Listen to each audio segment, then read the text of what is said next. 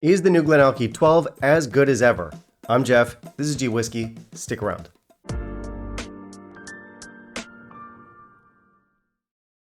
Alright, Glenallachie 12 today. Now this is a whiskey that I've looked at before on the channel, but that was ages ago. It was a full 3 years back. That's back when I looked like this.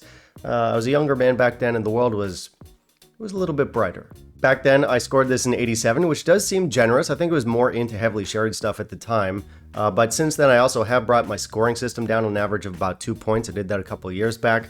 So that would bring it to 85, which does seem about right. Now, this is the first time I've looked at this version of the 12-year-old. I last looked at the old bottling. They've since done a rebrand. I think the rebrand was last year, 2024. Could be wrong. And I got excited because I was very critical of the old look. So when I heard they were rebranding, I was like, yay. But then when I saw the rebrand, I was like, oh. Anyway, we'll get into all that superficiality later. As far as I know, this is a continuation of that old 12-year-old. I don't think they announced any changes with the rebrand, although they don't typically do that. But it might be different. I'm not sure.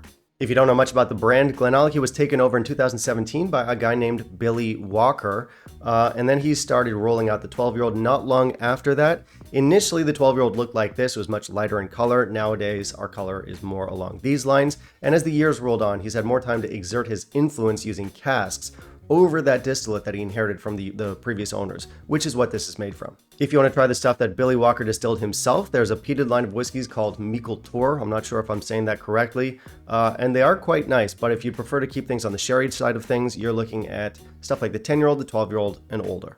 In terms of casks, what I could dig up online is that this is matured in PX and Oloroso sherry casks. No mention of virgin oak. Those old versions did talk about virgin oak. That was part of the process. I'm not sure if it still is.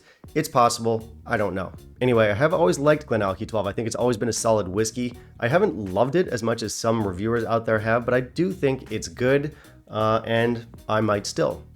Probably. We don't know yet.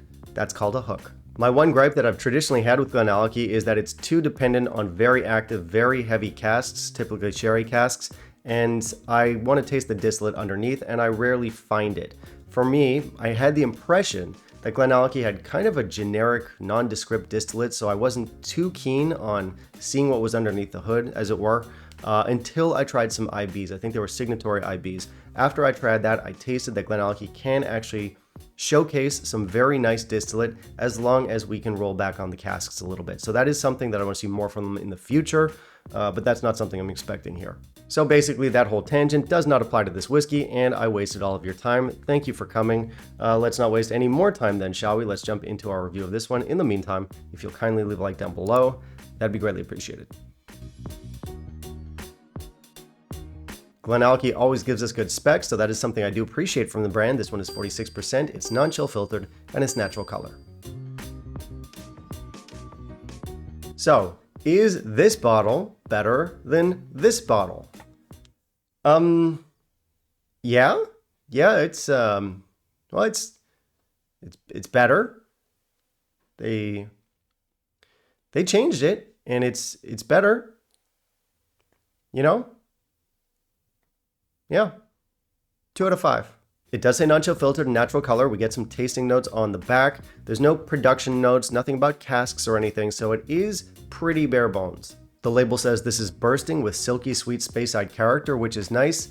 Yeah, I don't know, man. I'm not convinced by this rebrand. Yeah, it's better.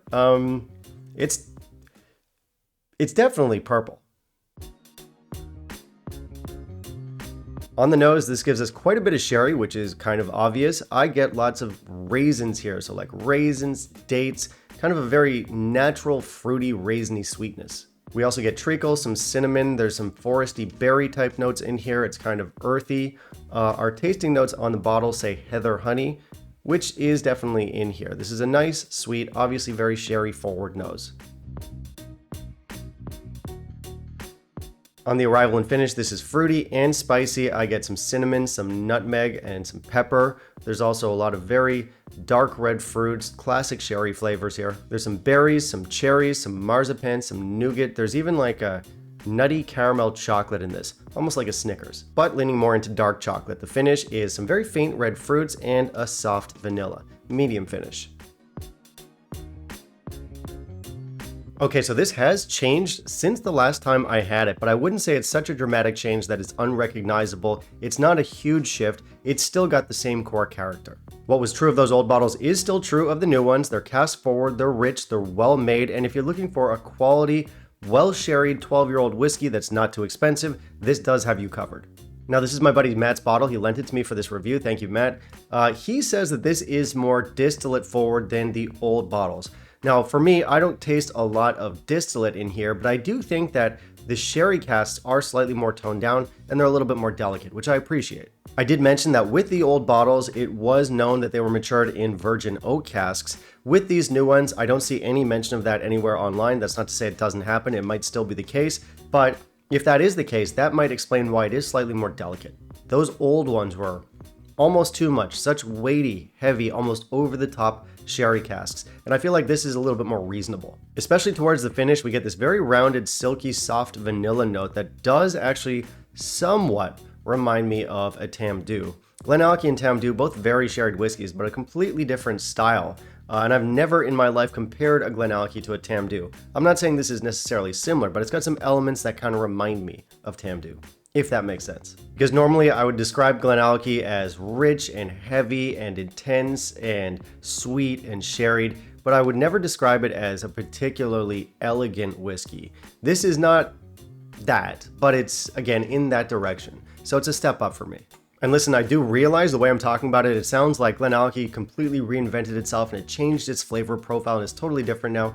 That's not the case at all. This is a minor difference. It's very slight, and everything you liked about the old Glenallachies with all those, words I just used with rich and sherry and cask dominated, all of that still very much applies here. So if you're a fan of the old stuff, you didn't want it to change too much, don't worry, it hasn't. These are all minor changes, they're not too dramatic. And again, I don't know if anything was changed with regards to the casks or the formula here. The old ones, like I said, did advertise that they used virgin oak in the maturation process. This one, I didn't see it online in my, 2 minutes of Googling just before I shot this video. By the way, I do no research and I'm not a professional.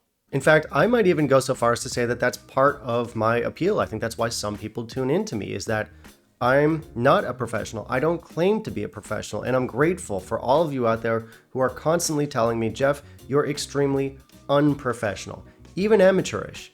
Thank you.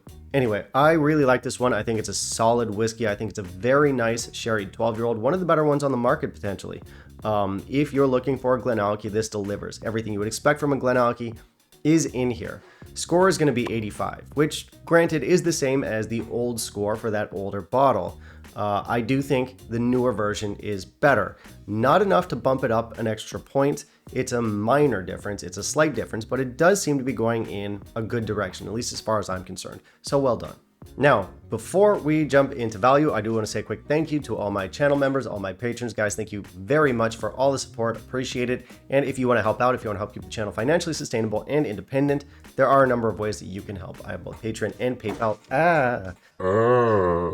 Links down below. Anything and everything helps. And again, massive thank you if you're already supporting. Now let's see about value. So I think we've got very good value here. My market is a particularly cheap one. Keep that in mind. Here in Taiwan, I paid the equivalent of about 40 US dollars, which is what, like 33 pounds, something like that. And that is on par with most entry-level whiskeys, but not all entry-level whiskeys are going to have this level of quality, these specs. So this is definitely one of the better ones. For the price, you're getting something rich and bold, it's craft, it's got an age statement, and most importantly, it's delicious. So definitely a good bang for buck buy, highly recommended. And that brings us to the end of the video, guys. Thank you very much for watching, and obviously I want to hear from you. So have you tried Glenallachie 12? Have you tried the new Glenallachie 12? Did you notice any shift? Do you think it's any different from the older ones? You can let me know all of that down below. Also down below, you can let me know what you want to see me review down the line, and I will keep that in mind for my upcoming videos. Bye, guys.